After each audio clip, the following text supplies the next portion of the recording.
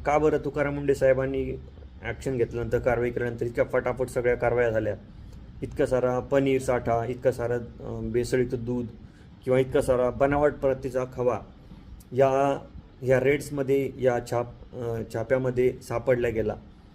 आणि मग आपण याचा विचार करू शकतो की समजा भेसळ इतक्या दिवस किती प्रमाणात चालू असेल, का सध्या लोकांना पनीर भेटत नाही आता, का सगळ्या हॉटेल्स आजकाल बरेच दिवसापासून बंद दिसायला लागलेत, बरेचसे गाडे, हातगाडे, वडापावचे दुकान वगैरे आपल्याला बंद दिसायला लागलेत.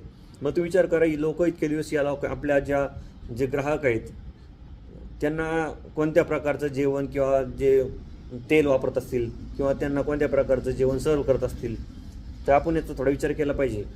आपण आजकाल पाहतो जे पेशंटचे कॅन्सरसारखे आजार म्हणा किंवा बरेचसे त्वचे विकार म्हणा, तर हे जे गोष्टी आहेत हे आजकाल पाम ऑइल किंवा अन्नामध्ये वापरले गेलेले कलर्स असतील, एडिबल्स कलर असतील, तर असे या गोष्टी वापरल्यामुळं किंवा हॉटेल्समध्ये अजिनोमोटो टेस्टिंग पावडर वगैरे म्हणा किंवा पाम ऑइल म्हणा, सारखं ह्या वडापाव वगैरे त्याचे तळले जे तेल असतं ते वारंवार बदलले गेलं पाहिजे.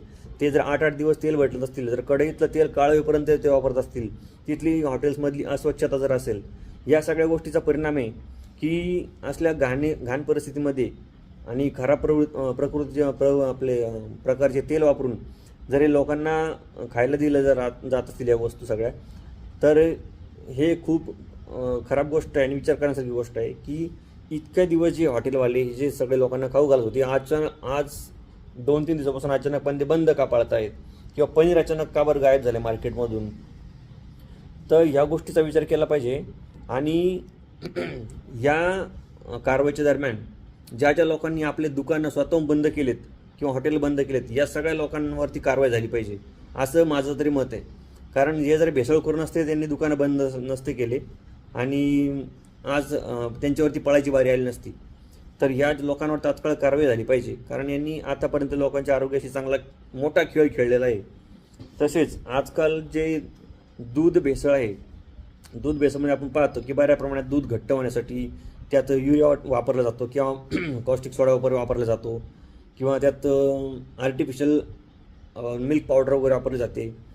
तसेच काही केमिकल्सनी दूध तयार केलं जातं. तर असे जे लोक आहेत भेसळखोर, यांचे पण रँडम सॅम्पलिंग त्या दुधाचे सॅम्पलचे घेण्यात यायला पाहिजे होते आणि जो सापडेल त्याला तात्काळ चांगली कडक कारवाई करून शिक्षा व्हायला पाहिजे, असं तरी माझं म्हणणं आहे. आणि राहिला विषय, समजा माझं मत आहे की श्री तुकाराम मुंडे साहेब जे आहेत हे अतिशय उच्च दर्जाचे आणि अतिशय प्रेक्षणीय असे काम करत आहेत. तर माझं मत आहे की आपण सगळ्यांनी तुकाराम मुंडे साहेब यांना त्यांच्या कामाला चांगला रिस्पेक्ट देऊन तुकाराम मुंडे साहेबांना अशाच पुढील वाटचालीसाठी आपण शुभेच्छा द्याव्यात आणि त्यांनी असं कार्य हे करत राहावं असे आपण त्यांच्याकडे विनंती आणि एक त्यांना शुभेच्छा पण याच्यातून मी देऊ इच्छितो. तर सगळ्यांनी या खाण्याच्या पदार्थापासून थोडं जागृत राहावं. आपण ज्या हॉटेलमध्ये तेल वगैरे काही खाण्याचे पदार्थ आणतो, त्या हॉटेलमधलं आपण दुरून का होईना पण थोडंसं ते तेल कोणतं वापरतात किंवा पनीर कोणतं वापरतात, की कधीचं आहेत, किंवा एखादा प्रोडक्ट आपण दुकानातून घेतो किंवा एखाद्या डेअरीमधून घेतो, तर बेकिंग पावडर असेल, त्याच्यावरती एक्सपायरी डेट असेल किंवा ते कोणत्या प्रकारचं कधीपासून तयार केलेलं आहे किंवा यूज केलेला आहे का. म्हणजे आपण एकदा जर काही माल जर एक्सपायर झाला असता पण ते फक्त एक्सपायर डेट चेंज करतात आणि तोच माल परत विकला जातो. तर ह्या अशा गोष्टीपासून आपण बी थोडंसं अलर्ट राहिलं पाहिजे नागरिक म्हणून. तर आपण याची काळजी घ्या सगळ्यांनी. आणि ह्या जी FDA कारवाई चालू आहेत ऑल महाराष्ट्रामध्ये अन्न भेसळीच्यामध्ये, तर आपण सगळ्यांनी नागरिकांनी जागृत राहून काही अडचण असल्यास श्री तुकाराम मुंडे साहेब यांनी जो आपल्याला हेल्पलाईन नंबर दिला आहे तिथे आपण तात्काळ संपर्क करायचा आहे. धन्यवाद.